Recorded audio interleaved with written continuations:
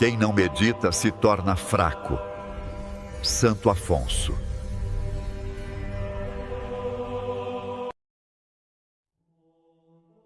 Meu filho, escuta bem esta meditação e grava estas verdades no mais profundo do teu coração. O profeta nos revela um mistério que deve fazer-nos refletir profundamente.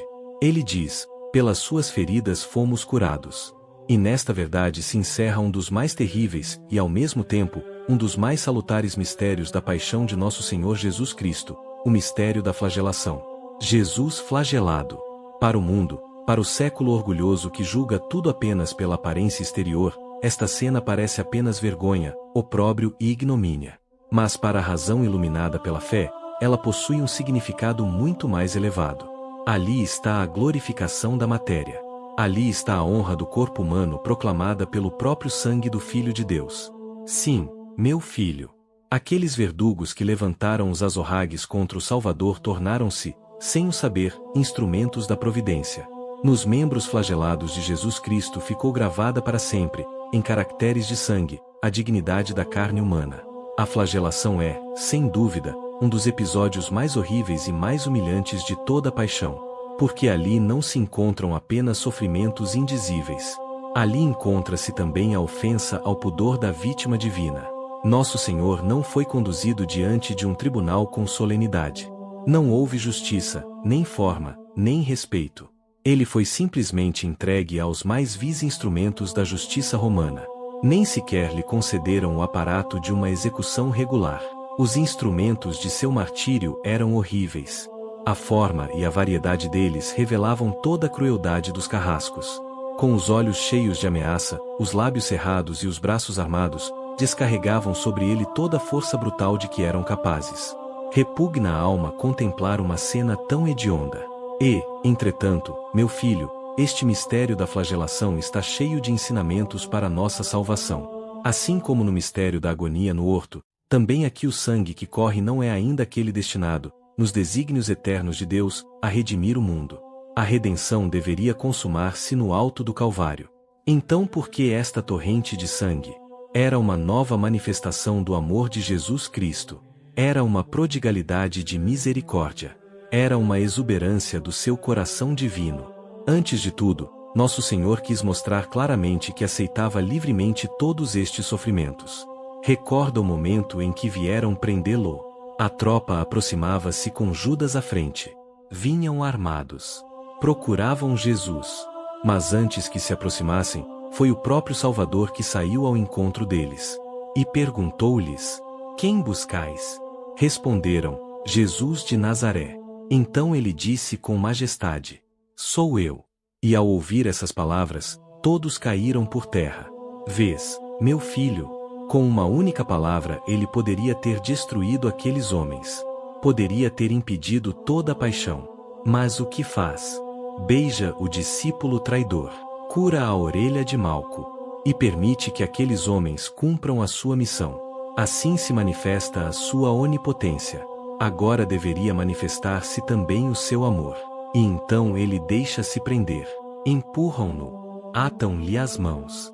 Conduzem-no aos juízes. Esbofeteiam-no.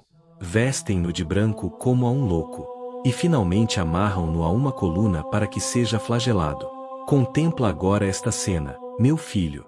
Ali está o Salvador do mundo, preso à coluna. Os verdugos levantam os azorragues e descarregam sobre ele golpes cruéis. Todos os membros de seu corpo são atingidos. Cada sentido sofre tormento. O sangue cobre toda a superfície de seu corpo e corre até o chão. Mas pergunta a tua alma: que significa este mistério? Acaso a carne de Jesus Cristo não é pura? Não é imaculada? Não é perfeitamente submetida ao Espírito? Certamente que sim. O corpo de Jesus Cristo é o instrumento perfeito de sua alma. Mas a nossa carne, meu filho, é carne de pecado. É carne rebelde ao Espírito. É carne corrompida e fonte de inúmeras desordens. É dela que procedem aquelas obras que o apóstolo São Paulo chama de obras carnais. Era essa carne que deveria ser castigada. Era esse corpo que deveria ser afligido. Mas o que faz o Redentor? Ele coloca-se no lugar em que nós deveríamos estar. põe em lugar da nossa carne culpada a sua carne imaculada. E, de certo modo, toma sobre si todas as nossas sensualidades, todas as nossas luxúrias, todas as nossas imaginações torpes e todos os desejos desordenados. Na agonia do horto nós o vimos carregando os pecados de todos os povos e de todos os tempos. Agora, na flagelação, vemos algo ainda mais particular. Aqui ele aparece pagando especialmente os pecados da sensualidade. É como se estivesse restaurando a honra do corpo humano. É como se estivesse reafirmando a dignidade da nossa carne. Eis, portanto, o grande significado deste mistério. É uma substituição. A carne inocente de Jesus Cristo paga pelos pecados da nossa carne culpada. E basta, meu filho, que por uma sincera penitência nós apliquemos a nós mesmos os méritos desta expiação. Assim a justiça divina ficará satisfeita. Porque em Jesus Cristo ela viu a responsabilidade da pena, embora nele não houvesse a malícia da falta. E por isso os sofrimentos de nosso Senhor não nos dispensam da penitência, mas dão aos nossos atos de mortificação um valor imenso diante de Deus. Eis o ensinamento deste mistério. Mas escuta ainda algo muito importante. Se em todos os tempos a humanidade teve necessidade deste remédio, hoje talvez mais do que nunca. Porque uma das grandes características do mundo moderno é precisamente o pecado da carne. O século levanta-se contra a Igreja e começa a dizer que a religião teria sufocado as necessidades naturais do homem. E então proclama orgulhosamente que chegou o tempo de libertar o corpo. Chegou o tempo, dizem eles, de acabar com o divórcio entre a alma e os sentidos. Começa então a rebelião da carne contra o espírito. Mas sobre isso devemos refletir ainda mais profundamente. E é o que faremos na continuação desta meditação. Meu filho, continua agora a escutar com atenção, porque o erro do mundo torna-se cada vez mais audacioso. O século moderno levanta sua voz contra a Igreja e começa a dizer com arrogância que chegou o tempo de o homem ser adorado não apenas na alma, mas também no corpo. Diz que é preciso acabar com esse longo divórcio entre a alma e os sentidos. E pergunta com desprezo: que quer dizer essa moral que disciplina a carne, reprime as paixões e manda mortificar o corpo? Que valor, dizem eles, pode ter a castidade, a virgindade, o celibato, a abstinência e o jejum? E então proclamam um princípio enganador que parece sedutor, mas que conduz à ruína. Dizem que tudo é bom na natureza. Se tudo é bom, concluem, então todas as paixões devem ser satisfeitas. O corpo, afirmam, deve libertar-se dessa longa escravidão das mortificações e dos sacrifícios. Assim convidam os homens a inaugurar uma nova era, a era do amor livre. Dizem que gozar é a lei da vida. Exortam os homens a aspirar a vida por todos os poros, a inventar novos prazeres, novos gozos, novas volúpias. Chegam até a afirmar que desenvolver as sensações do corpo seria obra tão santa quanto enriquecer o pensamento. E ousam declarar que o homem que descobrisse um novo prazer seria mais glorioso do que Newton descobrindo novos mundos no espaço. Assim fala o orgulho humano quando se deixa dominar pelo pecado da carne. E então dizem ainda: libertemos a humanidade dessas mortificações que a Igreja impõe. Libertemos o corpo das superstições, dos ascetismos e das penitências. Querem transformar o mundo. Querem proclamar um novo catolicismo. Mas que catolicismo é esse? Eles o chamam de o catolicismo da carne. Querem celebrar uma nova Páscoa, não a Páscoa da redenção, mas a Páscoa do gozo universal. Eis o cântico orgulhoso que o século moderno coloca nos lábios do homem que ele chama de o homem moderno. Gigante, dizem eles. Mas escuta bem, meu filho. Um grande homem de ciência, Moigno, contemplando os esplendores da civilização moderna, exclamava com tristeza que todo esse progresso não tinha elevado o ideal da inteligência.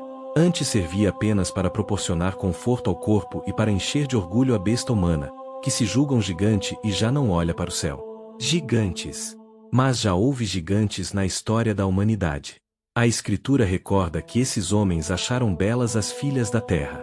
Um amor desordenado corrompeu os seus corações. A sua razão obscureceu-se e o espírito deles identificou-se com a carne. Sempre acontece assim, meu filho.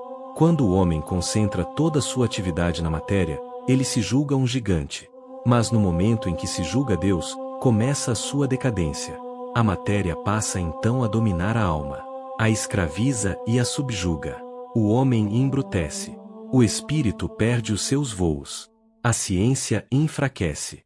A civilização começa a declinar. E a barbárie reaparece. Esses temores não são exagerados. Basta olhar ao redor para perceber que já existe um grande desequilíbrio entre a alma, muitas vezes escravizada, e o corpo, que reina soberano nas suas paixões. É o reinado do pecado da carne. E este pecado manifesta-se em toda parte. Manifesta-se na política, cuja ambição principal muitas vezes é apenas aumentar a riqueza material e proporcionar maior soma de gozos materiais às nações. O conforto e o bem-estar tornam-se o objetivo dominante, enquanto Deus é banido da vida pública. Manifesta-se também na arte, que muitas vezes transforma-se em instrumento da volúpia. A música, a pintura e a escultura são usadas para excitar as paixões sensuais. Até nos lares cristãos, não raramente, símbolos pagãos substituem os símbolos da fé. Mas talvez em nenhum lugar esse desvio apareça com tanta força quanto na literatura. Uma corrente literária moderna, chamada realismo, tornou-se muitas vezes a expressão mais torpe da luxúria. O historiador Cantu dizia que esse realismo se tornou uma verdadeira orgia literária. A literatura perdeu a consciência de suas próprias aberrações. As extravagâncias passaram a ser chamadas de originalidade e os desregramentos passaram a ser considerados voos de gênio. Procura-se o horrível. Procura-se o extraordinário. Já não se descreve a alma humana com equilíbrio, mas apenas as suas doenças. O simples e o delicado parecem insípidos. Assim multiplicam-se obras que descrevem o mundo como se fosse apenas um hospital e um lugar de corrupção moral. Favorecem-se os instintos mais baixos do homem. Lisonjeiam-se as suas paixões. Deprime-se a dignidade da mulher. E glorifica-se o pecado da carne. Outro pensador, Júlio Simon, afirmava que essa literatura é um veneno que se infiltra diariamente em milhões de almas. Ele dizia que essa literatura se tornou uma escola de grosseria e depravacão. Porque a verdadeira arte não deveria mostrar apenas as deformidades da natureza humana. Ela deveria também revelar a beleza da virtude, os triunfos da alma sobre as paixões e a nobreza do espírito humano. Mas o século moderno esqueceu essas verdades. Dominado pelo pecado da carne, acusa a Igreja de oprimir o homem quando ela ensina a castidade, a virgindade, o celibato, a abstinência e o jejum. No entanto, meu filho, quem glorificou mais o corpo humano do que a própria Igreja? Quem compreendeu melhor a sua dignidade? Escuta então esta verdade profunda. Devemos respeitar o nosso corpo, antes de tudo porque ele foi criado pelas próprias mãos de Deus. Todas as criaturas vieram do nada pela palavra divina. Mas o corpo humano foi formado de maneira especial, quando Deus moldou o barro da terra e lhe deu forma. E ao modelar esse corpo, Deus tinha diante de seus olhos o modelo supremo, a carne futura do Verbo encarnado, nosso Senhor Jesus Cristo. O corpo humano é também o tabernáculo da alma. Ele não é apenas servo da alma. Ele é seu cooperador e, de certo modo, seu companheiro na vida e na eternidade. Mas para compreender ainda melhor essa dignidade e também as exigências que dela nascem, continuaremos esta meditação na próxima parte. Meu filho, considera agora com atenção a dignidade profunda do corpo humano, dignidade que o mundo moderno esqueceu, mas que a Igreja sempre ensinou com sabedoria. O corpo não é apenas um instrumento vulgar. Ele é associado à alma de maneira íntima nos desígnios de Deus. Observa bem como isso se manifesta em toda a vida cristã. Para que a alma receba o batismo, é necessário que o corpo seja lavado com a água sagrada. Para que a alma receba força para sua última jornada, é preciso que o corpo seja ungido. Para que alguém receba os dons especiais do Espírito Santo na ordenação, é preciso que o corpo receba a imposição das mãos. Para que o matrimônio se realize, é necessário que dois corpos se unam. Para que a alma se alimente de Deus, é necessário que o corpo receba a carne e o sangue de nosso Senhor Jesus Cristo na Santíssima Eucaristia. Para que a alma faça penitência, é o corpo que se mortifica. É o corpo que empresta as lágrimas do arrependimento, as mãos suplicantes levantadas ao céu, as genuflexões e os sinais de humildade. E quando chega o momento supremo do testemunho da fé, é o corpo que sofre o martírio. Por isso o apóstolo São Paulo nos adverte na primeira carta aos Coríntios que devemos glorificar os nossos corpos, porque eles são membros de Jesus Cristo. Vês, meu filho, não é a Igreja que despreza o corpo humano. Pelo contrário, é ela que verdadeiramente o glorifica. O século moderno fala em libertar o corpo, mas na realidade o escraviza. Porque aquilo que o mundo chama liberdade da carne nada mais é do que o homem entregue a todos os seus apetites, dominado pelos sentidos e arrastado pelas paixões. É por isso que a Igreja ensina a castidade, a virgindade, o celibato, a abstinência e o jejum. Essas práticas não são opressões absurdas. São remédios regeneradores. Escuta o que dizia São Francisco de Sales. Ele afirmava que a castidade é o lírio das virtudes. Entre todas as virtudes ela possui esta característica singular: é ao mesmo tempo virtude da alma e do corpo. Ela nasce no coração, mas pratica-se pelos sentidos. E por isso pode perder-se não apenas pelos pensamentos e desejos, mas também pelos sentidos exteriores, por tantos caminhos quantos são os meios da impureza. Quanto à virgindade, ela é o ideal da carne disciplinada pela alma. A Sagrada Escritura nos recorda que não é apenas o coração do homem que aspira a Deus.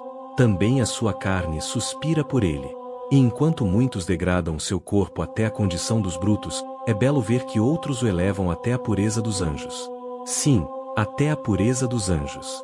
Porque se o anjo é puro por não possuir corpo, a virgindade é a pureza daquele que possui corpo, mas vive como se não tivesse. Também o celibato não é uma escravidão da natureza humana. O pensador de Maistre recordava que todos os povos reconheceram que há na continência algo de celeste, algo que eleva o homem e o torna agradável a Deus. A história confirma esta verdade. A Índia, a Pérsia, a Arábia, o Egito, a Grécia e Roma prestaram honra a esse ideal de continência. A humanidade sempre compreendeu que as funções sacerdotais exigem uma consagração especial. Nosso Senhor Jesus Cristo viveu na virgindade. Ele quis nascer de uma mãe virgem.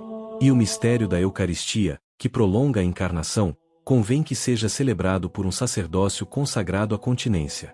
Mas observa bem, meu filho. Embora exalte a virgindade e estabeleça o celibato para certas vocações, a Igreja não despreza o matrimônio. Pelo contrário, ela o dignifica e o santifica. O fim do matrimônio é conservar o gênero humano pela reprodução. O fim do celibato é conservá-lo pela santificação. São dois caminhos abençoados por Deus para a conservação da sociedade. Alguns acusam o celibato por causa de suas violações. Mas esses abusos não provam nada contra a beleza do ideal. Do mesmo modo que as infidelidades conjugais não provam nada contra a dignidade do matrimônio. Sim, os tempos são difíceis. A fé muitas vezes enfraqueceu. E até mesmo alguns daqueles que receberam de Deus a honra de uma vocação elevada nem sempre correspondem à beleza desse chamado. Mas não se deve julgar um ideal pelas fraquezas humanas. Assim como ninguém seria sensato condenando o matrimônio por causa das infidelidades, também não é sensato condenar o celibato por causa daqueles que não lhe foram fiéis. Quanto às leis da abstinência e do jejum, elas são tão antigas quanto a própria humanidade. A Igreja sempre as apresentou como mortificações salutares, agradáveis a Deus e proveitosas para o homem. Mesmo fora da religião, muitos reconheceram sua sabedoria. Um médico, Vitial, dizia que moderar o alimento e misturar o vinho com água torna o corpo mais saudável, torna a mente mais leve e faz a alma experimentar uma alegria mais serena. Outro pensador, o conde Tolstói, afirmava que sem abstinência não existe verdadeira vida moral. O homem, dizia ele, está doente de paixões. Para vencer essas tendências desordenadas, precisa antes de tudo combater as suas paixões fundamentais, que são a gula e a luxúria. E por isso a abstinência e o jejum são necessários. Mas o mundo esqueceu estas verdades. E por isso a Igreja continua a apresentar diante de nossos olhos o mistério da flagelação. Não como uma simples cena de dor, mas como um remédio. Porque a luxúria, meu filho, é uma das mais terríveis doenças da humanidade. Ela degrada as almas. Ela esgota as raças. Ela embrutece os povos.